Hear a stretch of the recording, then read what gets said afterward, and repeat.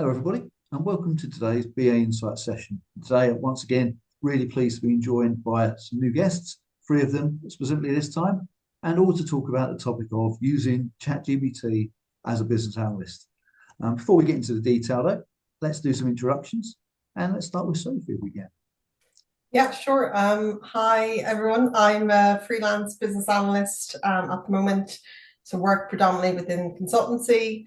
I have 14 years industry experience, so I've a varied background in IT services, financial services, and then predominantly within engineering and construction, and then airline and aviation and transportation as well, most recently. So quite a varied background, but yeah, just usually digital transformation is predominantly kind of what I'm focused on, just helping organizations then as well build out their BA capability. But it could be anything from process improvement, operational kind of optimization, and as well as compliance projects. So quite varied industry experience and quite varied BA background as well. Yeah, nice to meet everyone. Thanks, Sophie. It's always nice to hear from people in different sectors and industries to my own, out of interest specifically. So thank you. Malsha. Hi everyone, I'm Malsha. I'm an associate lead business analyst right now. I have about 7+ years of experience. So I work mostly in IT, information technology, service-based area. My expertise lies in telecommunications, and automation specifically. And also I do a little bit of lecturing here and there as well for university students, specifically on automation. And with the spare time I have left over, I actually volunteer with the IIBA Colombo chapter as well. I'm the VP of PR there. So yeah, that's a little bit about myself. It's nice to meet you all here. So Excellent, Malsha. Thank you. Always nice to have someone from the IIBA as well. I'm working my way around the chapters, so it's nice to speak to you. And then last but not least, Naomi. Hi, I'm Naomi. I guess I'm the junior of the group. I've been working as a BA for a little over 5 years now. In the Netherlands, I'm Dutch. I work for Blanc now, which is a Dutch consultancy. I do mainly agriculture and government work, so also a little bit different. And next to BA work, I do trainings in presentation skills, communication, those kind of things. Excellent. Thank you very much, Naomi. Brilliant. All right, good. Well, let's get straight into it then, and let's start perhaps with a question to Sophie on how you usually, if you use GPT at all, how do you use it in your day-to-day BA tasks, and what are the most valuable use cases that you found for it so far? Yeah, sure, no worries, John. Yeah, so I do use it, but again, obviously I'm freelance, so it depends on what organization or client organization I work into. So it can be a little bit of a gray area. Some people use it a lot more than others. But just in terms of like general kind of approach, for me, I think the most valuable thing is like problem solving and brainstorming.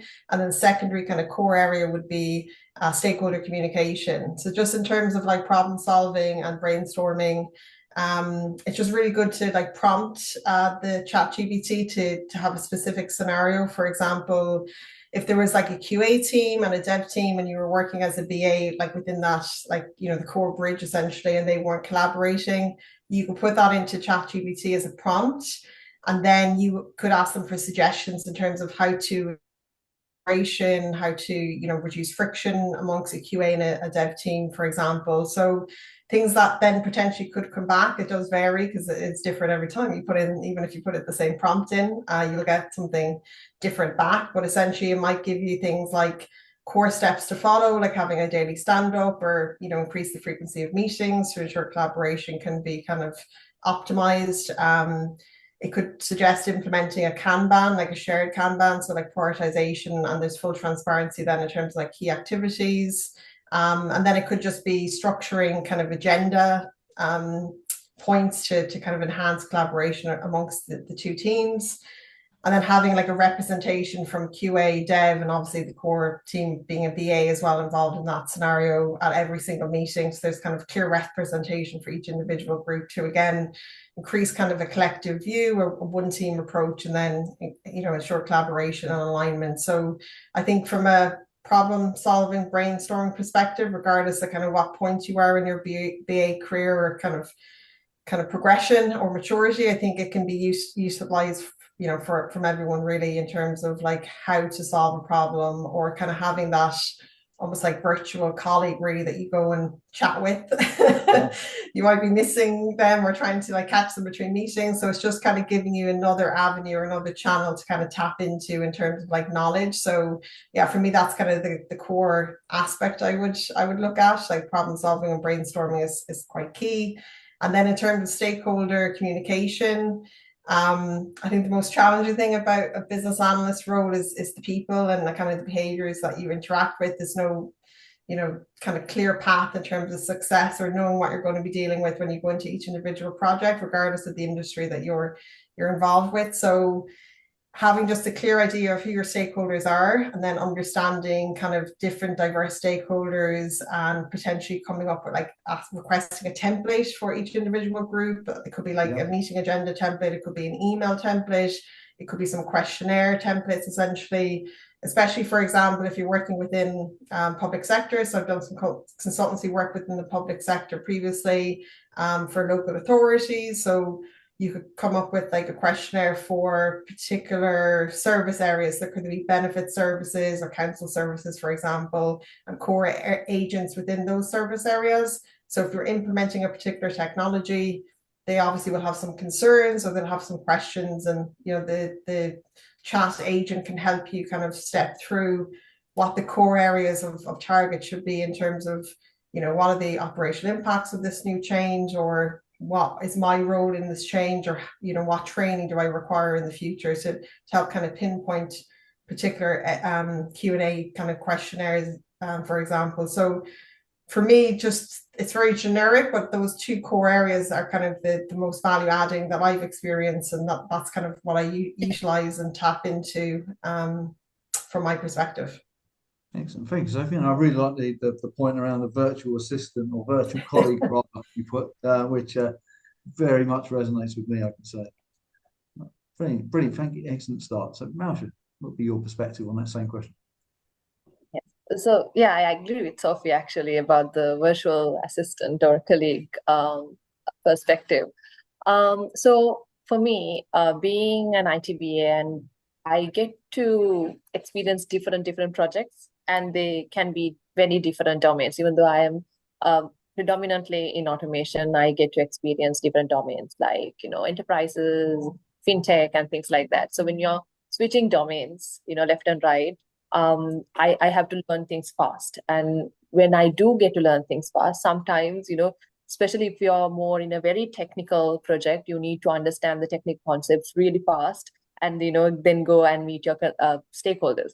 So for me, ChatGPT have been really helpful in understanding this terminology.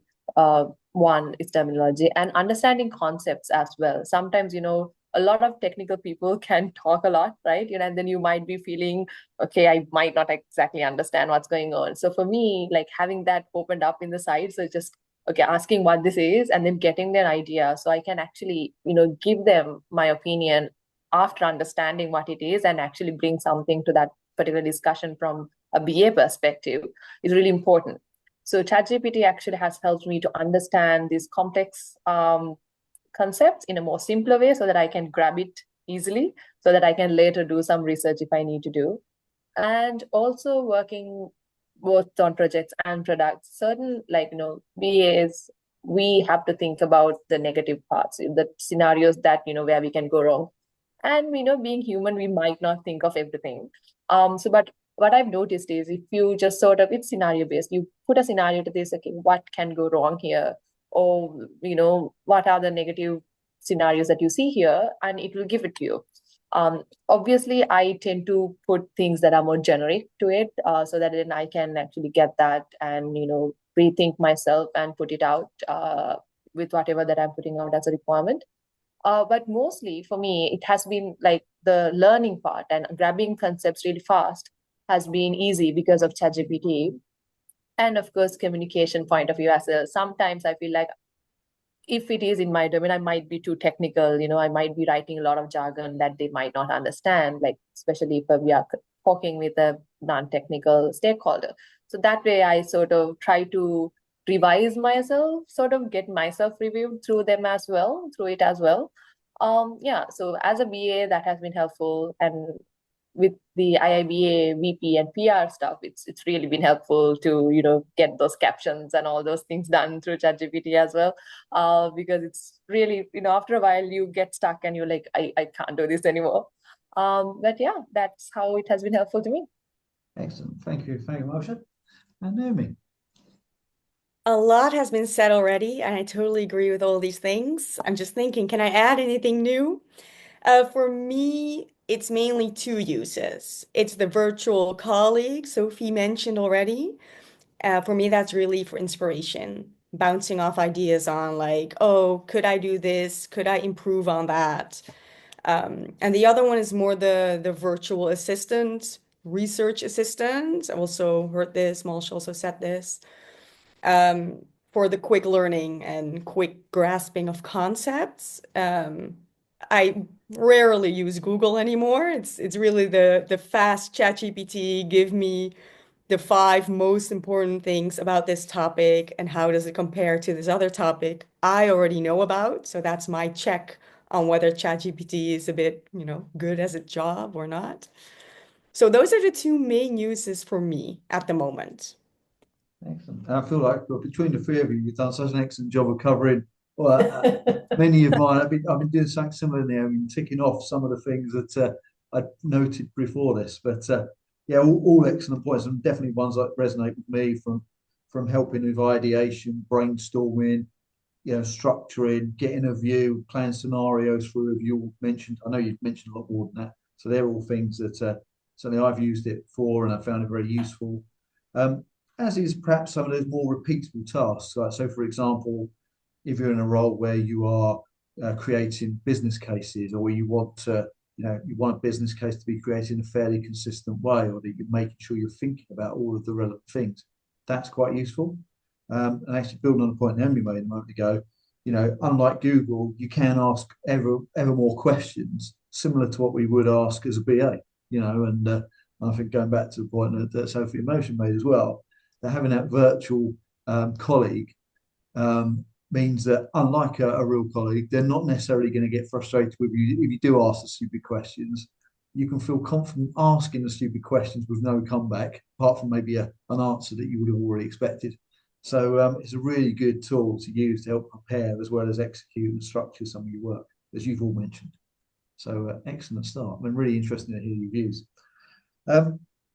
I wonder, specifically talking about gathering, verifying requirements, documenting or defining requirements. I wonder, Malsha, could you give us a view as how ChatGPT has helped you in any of those respects? Right. So requirement perspective, obviously now, at BMBS, we get requirements from different stakeholders, or it can be like if you're a product BA specifically, or looking at a product manager point of view, you are looking at requirements based on certain research that you do. From a product point of view, because I worked in a product also, for me, it has been really helpful in doing this competitive analysis just to see if there are, you know, other products in the, you know, market that are similar to what we're trying to do, and what are the things that they have, or what are the things that, you know, that are working really well for them without doing a whole lot of research on Google, as Naomi also mentioned. Just asking them what are the, you know, the best features of these products or similar products. So it can give you a whole list, provided that I might have to recheck them outside and go do a few research on myself. But that actually gives you the baseline to get that information done. And other than that, actually, again, when from a BA point of view, after you get a requirement, to understand the context behind it and the scenarios that you might have to, like different avenues that you might have to look at it based on that requirement, have been helpful as well. But for me, like from a product point of view, most helpful have been just checking up on features and functionalities that other products may have that are direct or indirect competitors. You ask them, okay, what are my direct competitors, and it'll give it to you, right? So getting that comparison and getting those functionalities and features and getting myself an understanding, like a detailed understanding of a certain feature, so that I can decide whether we can actually have that within whatever the product that we do, or is it not really needed. So getting that has been one of the ways that I use it personally. Yeah, that's quite a nice way, Malsha, I think, of recognizing that yeah, had you not used the tool, maybe some of the things you'd be doing before you get to the questions you've outlined or the points you've outlined is trying to find who the experts will be to put the question to. And actually, by you going to ChatGPT, you've been able to cut that part of the process out, at least to get your initial understanding and context and ideation together. So yeah, I really like that point. Thank you. Naomi, what would be how have you used it in connection to requirements, whether that definition, elicitation, or otherwise? I think what I struggle with the most in work in general is the blank page, the starting point. So what I really like about using ChatGPT is asking, like, give me a high level, broad overview of what I can be looking for. Like, never let it write something for you from scratch, because then it will lose the flavor. But for the first, like, where to start, I really like that. That makes me, makes me go. So that's what I use it for in regards to, yeah, just where to start. Of course, you already mentioned it yourself, John, like it can be useful for those repetitive tasks of, okay, I have this whole list of things and then how to merge them or what's the summary or how to make them all in the same tone of voice, the same kind of language, as we all use different words, even though we may speak the same actual language, doesn't always have the same clarity. Um, and a little bit similar to things I already heard, like, did I miss anything? Is there something you can add to this? That's mainly how I'm using it now. Yeah. Excellent. Thank you very much. Sophie?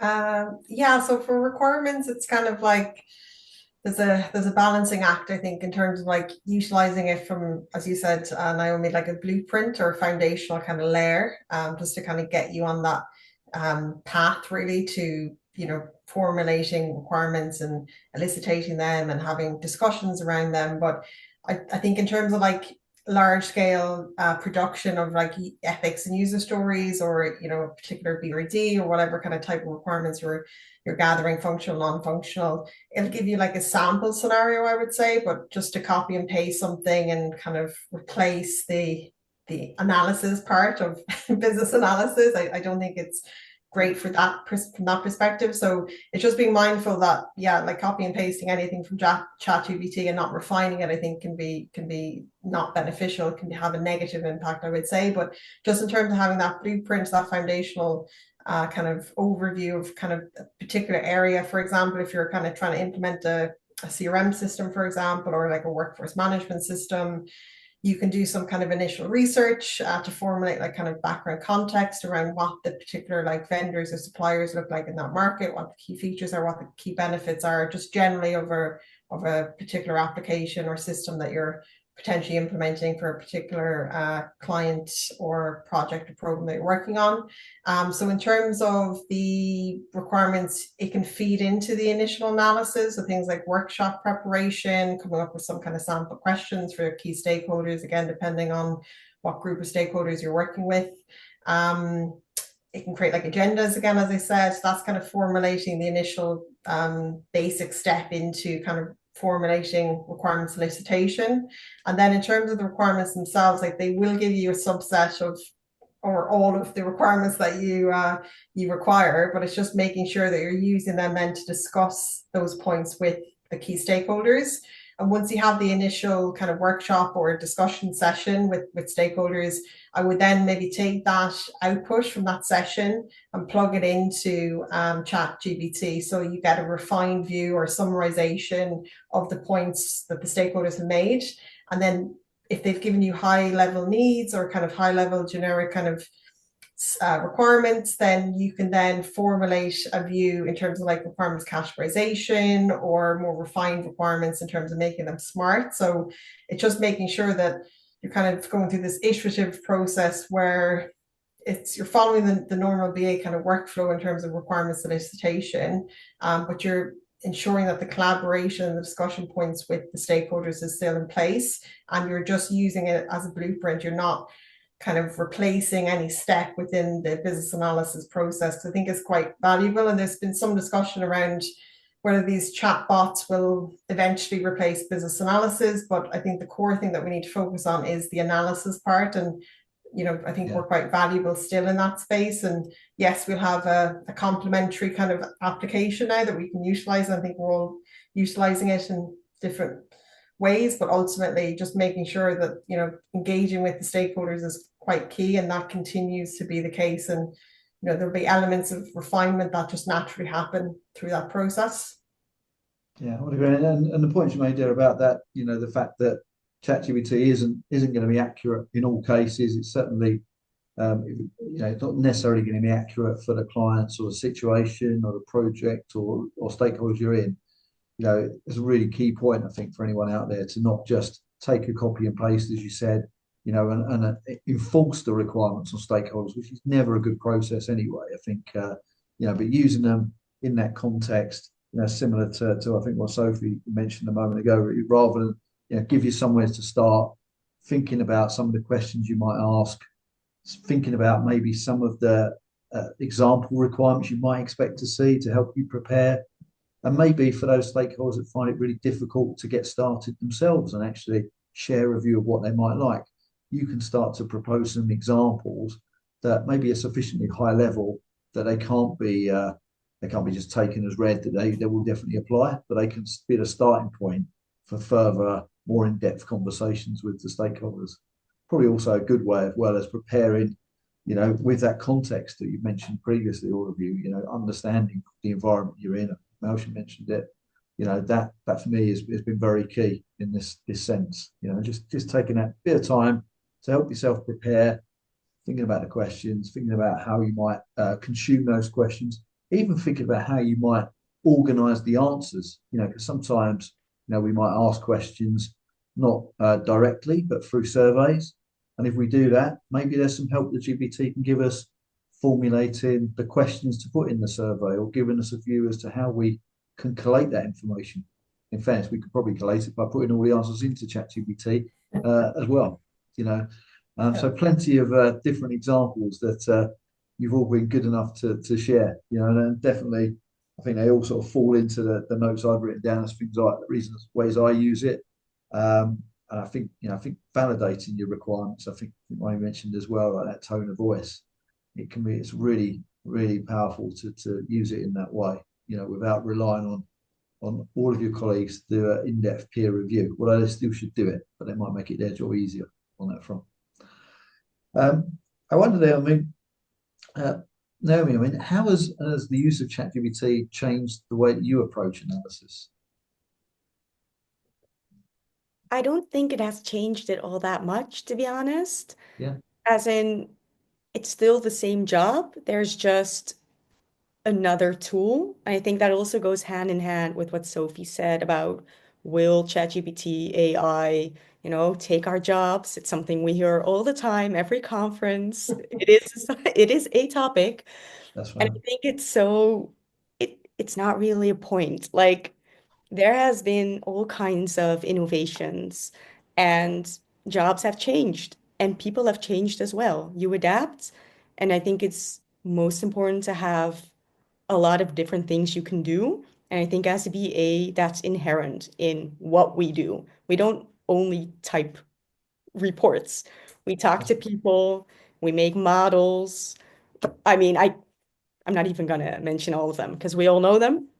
So it hasn't changed how I approach people. It hasn't changed like the creative critical thinking. It has changed, or it has helped me in being more prepared. Um, I like to be prepared in general. That's, I think, a little bit of a BA trait. And I'm trying to let go of that a little bit to take more risks as well.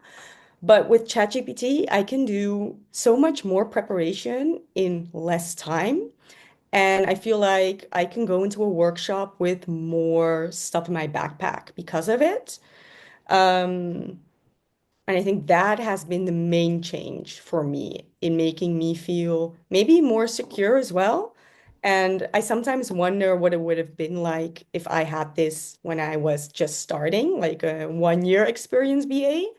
But I'm not sure if that would have been that good for me because maybe then you would rely on it too much. I think now what I hear is a lot of people saying, hey, with us, our group, we're still BAs first. It's just a tool.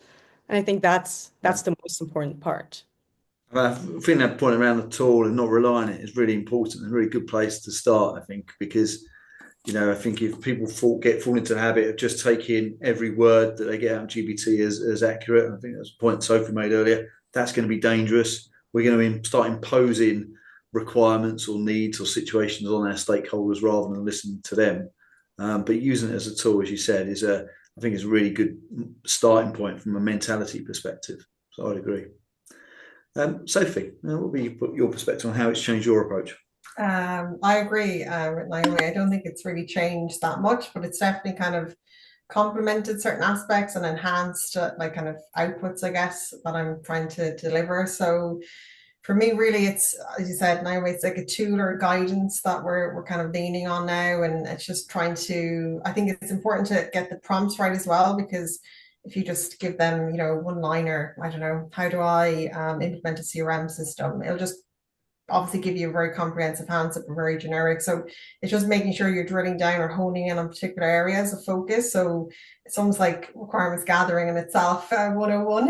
The better detail that you give and the refined kind of prompt that you have, then the output will be enhanced and the quality of that output will be just naturally greater. But in terms of like, I guess if I was a junior BA, if I was starting out, if I only had 1 year experience, I do think it's quite valuable, but equally it is valuable to anyone, regardless of what point you are, what maturity you have in terms of business analysis. But if you're more junior, it just gives you a little bit more confidence in terms of like, right, when people say workshops, because when I was a junior BA, I was like, what is this world of workshops that people talk about? And there's varying different types of workshops depending on what project or program or stakeholders or operational environment that you're working in. So it took me a long time to figure out that a workshop really is just kind of like a very structured, maybe elongated meeting. So just as a junior BA, using that tool and using that guidance to the best of your advantage, but then equally taking opportunities to talk to actual colleagues and say, look, this is an output from ChatGPT. This is therefore what I would suggest doing in terms of the agenda. What would your recommendation be? So you're still kind of learning from actual real life experience within the business analysis space, but you're just kind of maybe accelerating that learning curve. So you're not like waiting for other people to give you information. You're just going out, finding the information yourself, refining it and structuring it, and then going back to mentors or people within your industry and just kind of formulating a view. So I think that's quite good if you're quite new to business analysis. If then you have a bit more experience, I guess from my perspective, it's just, you said it, John, yourself, like repetitive tasks.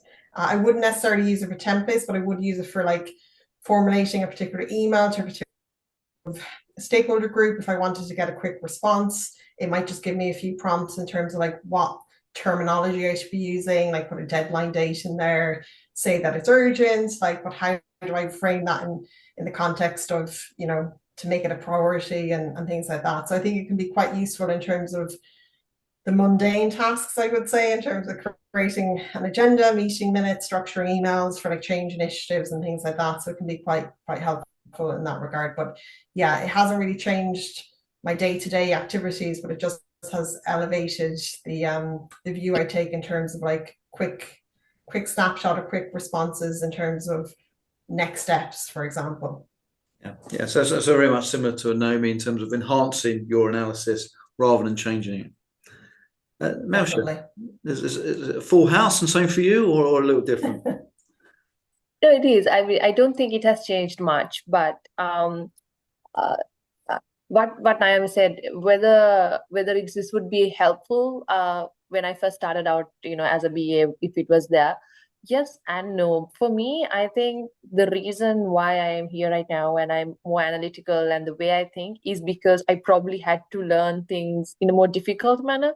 Because, I had to put in the effort to find out stuff on my own, learn things, Google, read papers, Now with ChatGPT, you can just upload a research paper or white paper and get the summary and, you got the details.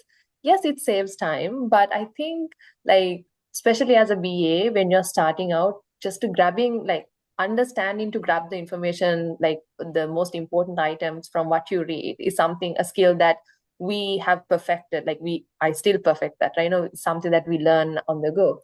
So if a junior, like, the juniors that are probably starting out now with what they have, they're probably, I mean, they're very good at, time saving. I don't know whether it would be the same, I mean, obviously they have the more tools to learn and grow and skill, but not having that and, relying on our own self and, others around us probably, made us more analytical and think. And mostly because ChatGPT do not understand context or like human behavior in a different sense, like the nuances we have, and like certain stakeholders, different people are very different personalities, so how we approach each of them would be different.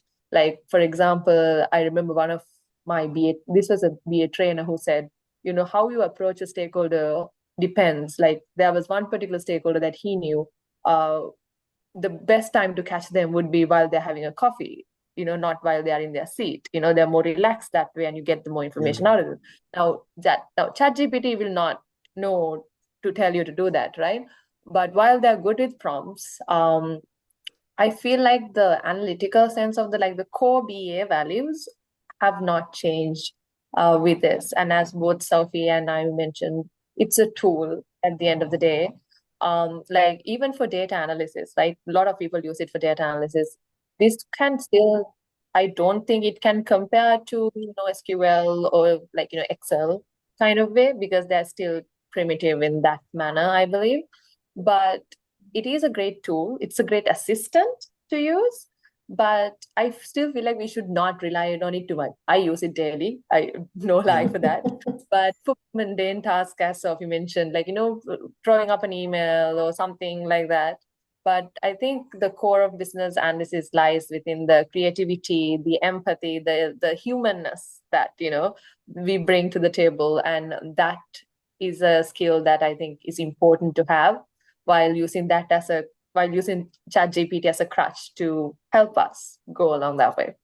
Yeah, and I'm in complete agreement with what you've all three of you have said on that front, because I think I also see it as another tool, another opportunity to enhance what we do and add to what we do as well. And certainly that's how I tend to use it. I think my approach has not necessarily changed, but actually it sort of reinforced my approach in certain areas, because what I've recognised by engaging with ChatGPT, in order to get the most out of it in terms of the prompts you put in, you have to ask a question in a slightly different way, perhaps than we would have before.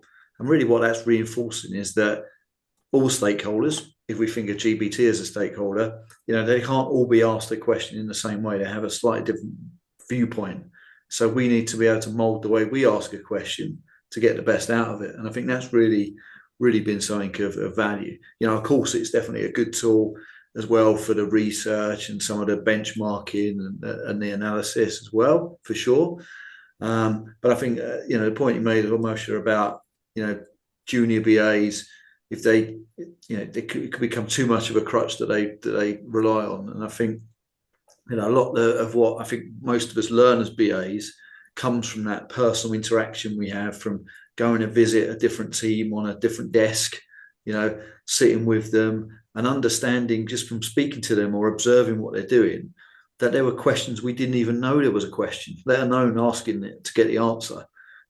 Whereas I think if we relied solely on ChatGPT, there is a risk that, whilst we might get answers to the questions we can think of, we wouldn't necessarily get all of the questions. They wouldn't come to us because of the situation. And of course, I think for a lot of us, I think a big thing about being a BA and the benefit of it is that ability to build relationships and get to speak to different people. So reliance on ChatGPT entirely would be a massive backward step, I think, on that front as well. But yeah, definitely agree with all the points you've said as well, which is always interesting to hear. But I think we're on the page of it hasn't changed it much, but it's enhancing the way we do things. Agreed. Good. Okay, so how is so let's changing the question a little bit now, and perhaps to Sophie, in terms of if it hasn't changed your approach much, have you found it's improved your productivity in any way? And if so, are there any specific tasks or a specific task that you can call out where it's definitely improved your productivity? Yeah, I do think it has definitely improved my productivity, and then just some of the quality of work as well, and just overall efficiency. Like Malsha, you were saying earlier, like you still have to put the work in. I think that's the most important thing. You can't just copy and paste and, just like right here, 2 minutes later, this is like a business requirement document done and dusted. It does speed up like certain aspects of your work, but it is important to still understand the context, because if you have like a list of questions, or you have like, requirements listed out and you use a story format, and you go into a meeting, there's no hiding behind like a application or an AI chatbot, unless you open your PC and everything they're saying you're just putting into ChatGPT again, and just repeating this vicious cycle. So it's important to kind of really understand like the environment that you're working in, the stakeholder groups you have, and as you said, John, like the relationships and building trust. I think that's the key thing from a BA perspective. That trust aspect like has to be kind of gained essentially, and the relationships have to be worked on. So yeah, having those elements of observation, I guess, is the key thing. So from my perspective, like in terms of productivity, the most recent project I was on was moving from an on-prem application, and we were migrating that application to an AWS cloud-based solution.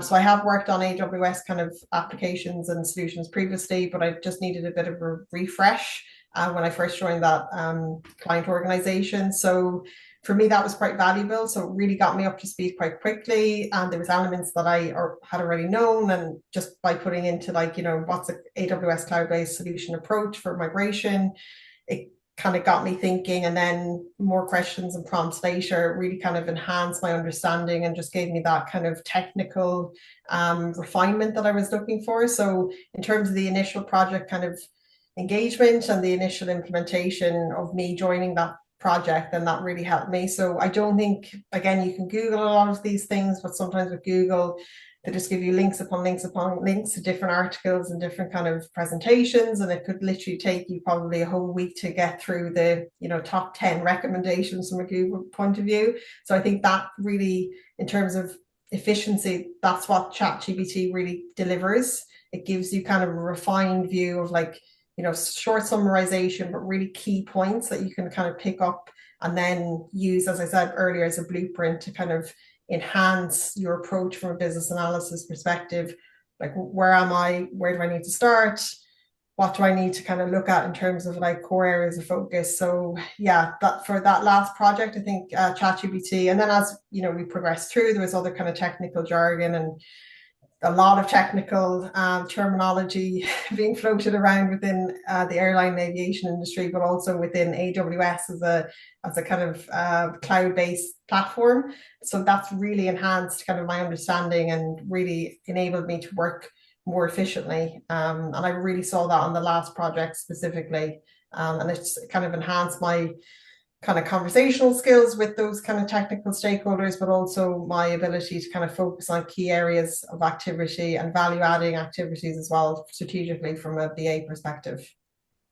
And whilst I won't repeat everything you said there, so I mean, I think some of those points around just understanding some of the key terms or the terms you've heard, that in itself is a bit of a time saver and improves your productivity. You haven't got to keep going back and figuring out what that meant and how to organize it. Yeah, 100%. Sometimes it's just easier to write it down and then hope that you're targeting, because with the airline industry, there could be like abbreviations, but it could be one abbreviation with two different meanings. So you're kind of trying to hedge your bets really in terms of like, is it this one, is it A or B? But then obviously again, you can still go and talk to people and have the conversations to say, does it mean X or does it mean Y? But at least you have that context then of you're going with a potential solution rather than going with like a problem, essentially. I know it's like a small thing in terms of like just an abbreviation, but if that's really your approach as a BA in general, trying to find the answer and then going and validating or kind of double checking that with stakeholders, I think,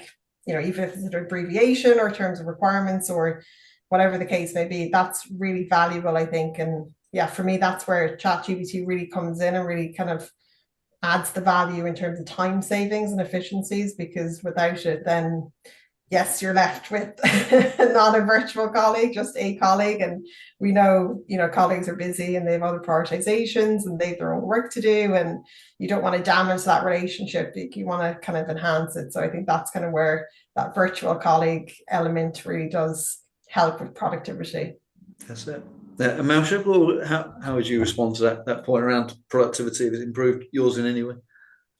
Yeah, I mean, the efficiency have definitely increased, mostly because, like, sort of have outsourced the mundane tasks to ChatGPT, like getting something drafted or, checking up something.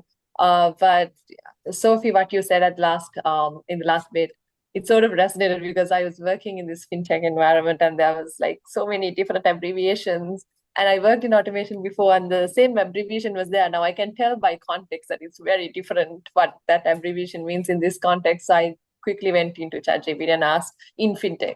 I think what ChatGPT has done, without unknowingly, is I actually ask better questions, because ChatGPT is essentially a machine. We now have we have sort of made our prompts better, right? Like, as opposed to when we were just playing around with it when it first came out, to now, to get the exact answer we want, we nicely write our prompts, because we know, depending on the quality of our prompt, it's there. Because I've seen job advertisements where prompt engineers are now a thing, right?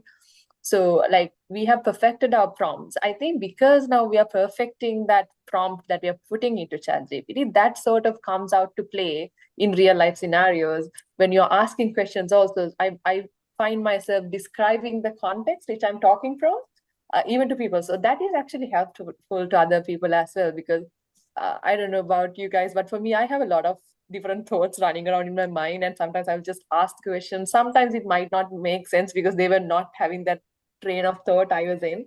So now I find myself stopping myself and thinking and explaining the context where I'm coming from. So I think it has made me a better, BA in that form of asking questions as well, because I'm perfecting that prompting. And overall efficiency and just, becoming better in that way is what I found it to be, productivity wise. Yeah, I really like those points, Malsha. Thank you. Naomi.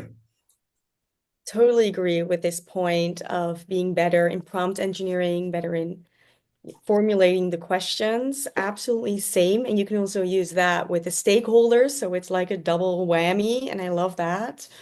So that's definitely an up in productivity, like within the ChatGPT usage. Also for me, what Sophie said, the not having to click on 15 links through 10 pages of Google to get to the point, just ask GPT, like, what is it that I need? And then you get it if you ask a good question. For me, another point is I have a lot of thoughts. I think fast, I talk fast, and it sometimes takes a while for me to get to my own point. Like if I had a full day with a lot of meetings, with a lot of stakeholder conversations, like what is the core? And I'll always get there, but what I really enjoy doing now is talking, just like the speech to text function in ChatGPT. I just say everything that's been turmoiling in my mind, and I'll ask, can you make a summary of this? And it's still my words, and I'll adjust the tone of voice, like in the custom instructions. I already have it for the way I speak and the way I want the output. And if necessary, I'll adjust it in the prompt as well. And then I'll just get everything I've been babbling, like the word vomit I've been doing, I'll get, but then shorter. And that has really been such a nice little hack for me. Yeah, and it's actually, I guess it's another example of where we're not just applying the tool to our deliverables, but actually applying it to ourselves and improving our own analysis, which is therefore having a knock-on effect of improving the deliverables, of course. But it's just showing it starts with us, and it's applying that usual BA mindset of how can we improve the things we're doing in a very tangible sense, for sure. I think really, I mean, To add to what you've both been saying, or you've all been saying, really, I think yeah, building on that point around outsourcing sort of more mundane activities. I think, yeah, I would agree. I think things that I tend to use it for, and it gives me the most productivity for, is thinking about those, continually quite similar activities, be it around status updates rather, or maybe applying different scenarios through a business case. That's another example that can be done. I've recently been exploring as well how we can use it to create and maintain our stakeholder RACI as well. So rather than have to just update an Excel, to be able to say, please add Naomi to my RACI. Here's her role, her team, her location as an example. But likewise, if I were to miss any information, to ensure that it prompts me to give me the right information, or for me to ask the right questions. So I would give the right inputs, such as the location and name, etc. So that's been quite useful, I would say, on that front. But building on what you've all said, I mean, it's definitely been a tool that prompts me to look internally and think about the way that I've approached all aspects of analysis, to make sure they're as good as I think they can be. I'm sure they can all be improved. So it's just another aspect of continuing improvement through a single tool that we can use. We talked about some of the benefits. We've talked about productivity improvements. Maybe it's a good time as well to talk about limitations. Malsha, are there any obvious limitations that you've come across from using the tool? Yes. So obviously, so the thing is, it misses context sometimes, right? Especially now, I think as Naomi mentioned, now she has trained itself to learn. So if you have a history in ChatGPT, it works well, and especially if you have talked about that particular subject beforehand. But if you're starting something new, might not give you the exact thing, or at least something nearby that you actually wanted to. And now ChatGPT actually provides you diagrams and images as well, right? So this is an example, because I told you that I teach in my spare time. And now I gave an assignment to my students, and part of the assessment was to create this flowchart, right? And now I did not limit them from using tools like ChatGPT. I said you can use them as long as you can use it and makes sense, and you don't copy it off exactly. And now one group particularly have used ChatGPT to create this flowchart. Now, while it was a beautiful image and it had certain characteristics of it, now they did not state that it was from ChatGPT, but having used it myself quite so often, I can understand, quite honestly, read something and understand when it was written by a human versus written by a bot, right? So this diagram particularly, I saw it and I was like, okay, this is obviously not drawn by you. And they admitted, they said it was ChatGPT, and I was fine with it. But the problem was, while it was a good diagram, it was not a flow chart. Now they have obviously prompted it to create a flow chart, and they have not given it. So because I was curious, actually, I came home and I was doing that myself to realize, now I prompted specifically asking it to follow BPM and these things. Yet it did not give me a proper diagram as modern, and it was for a very simple scenario. So now I knew that it was wrong. So I knew that while I can use it, I might have to perfect it myself. Now, beginners like them, they are like barely first-year students.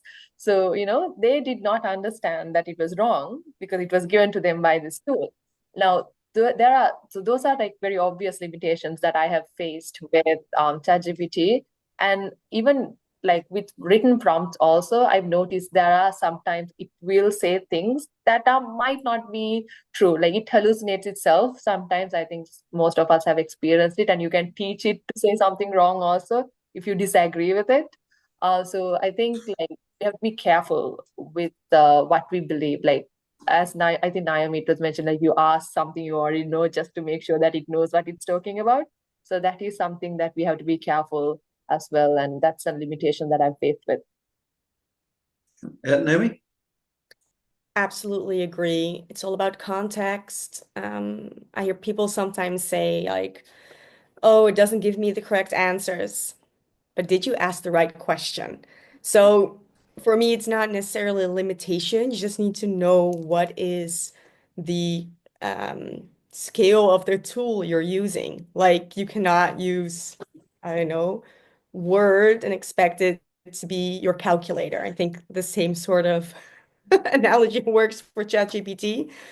Um, similar thing, I had this logical sequence, which my friends and I couldn't figure out. It is 11, 15, 15, 19, 15. What's the next one? We couldn't figure it out. We were just approaching it in the wrong way. It's actually two sequences in one. So we put it in ChatGPT, and they also said, it's wrong. It doesn't work. But then another friend could get the right answer. They said it's the two sequences. And then, of course, we put that into ChatGPT and was like, oh, yeah, I knew this all along. So it's not really face value. Like, always check your sources. For me, it's not a limitation. Like, it's the same limitation you could say of Wikipedia. Like, I think it's sort of common knowledge. Check your sources. Don't take those things as at face value. Yeah. Yeah, and maybe one other thing that is something I always keep in mind is it's not everything you put into it will be used. So don't put the sensitive topics in there if you don't want them to come back to you. That's right. Yeah. And there are things, of course, you can turn off the use my data to improve the model. The safest bet is, of course, to buy the premium one and then have your own GPT. But that's not an option for everybody. So if, like me, you just use the free one, be conscious of what you put in there. Yeah, really excellent advice, that Naomi. Yeah, definitely try not to put any personal advice, personal or sensitive content in there, because it will be consumed and used elsewhere.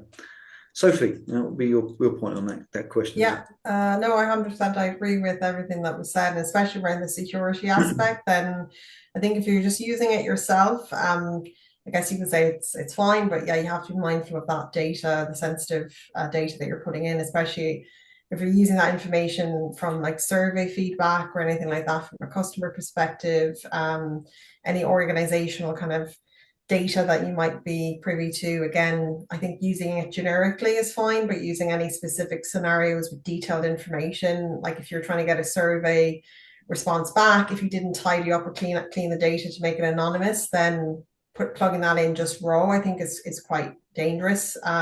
So in terms of like using it within the organizational context, I think it would be beneficial. It's still an evolving technology, so to have kind of some kind of risk assessment or IT assessment, talk to like cybersecurity department or function, and talk to your like senior managers and things like that. Just don't be using it in isolation blindly, in terms of like it's fine if you're using it personally and for personal development, and it can be quite beneficial for that, but in the context of operating within an organization and then in consultancy operating into client organizations, it's just important to kind of be transparent about how you're using it and what you're using it for, just to make sure that there's an element of protection there. There's some data integrity, and then there's an assessment or a risk assessment that can be carried out if you need to. I know you were talking, John, before about like licensing. So if you have organizational licenses, I think that would help mitigate against some of the risks around cybersecurity and things like that, or right, yeah. The potential of like, I don't think anyone would intentionally put sensitive data in there, but just say by accident someone did put sensitive data in there, then if you have a corporate license, I think there's just more kind of rigor and kind of checks and balances in place, and monitoring, I guess, of that particular application. So I think it's still evolving, but that's kind of, for me, the kind of main area in terms of ownership and IP and data integrity. That's kind of a core risk, I would say, and that will continue to increase as the usage increases. But that's where kind of core kind of maturity around IT assessments and evaluation and cybersecurity come into play. So there is other, obviously, as you mentioned, I think everyone kind of touched on the accuracy of the information and just double checking everything that comes out and making sure you're refining it and